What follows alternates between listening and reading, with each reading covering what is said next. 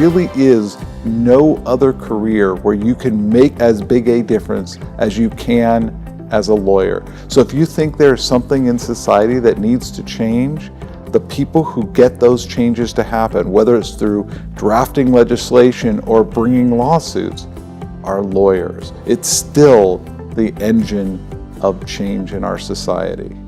If you want to practice law in California, where better to go to law school than the place where the law is actually made? I mean, we are the legal center of California here.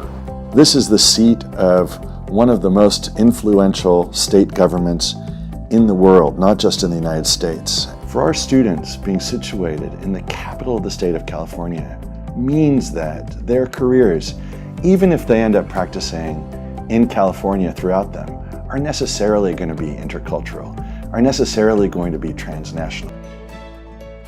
There are more than 350 judges who are McGeorge graduates. 2 state Supreme Court justices, 2 Ninth Circuit justices. Right now, sitting in our building, we have faculty who have authored 120 different books. We have the editors of 3 different casebook series. Our faculty are writing the books that other law schools use to teach their students. I cannot imagine a more exciting place to go to law school than McGeorge.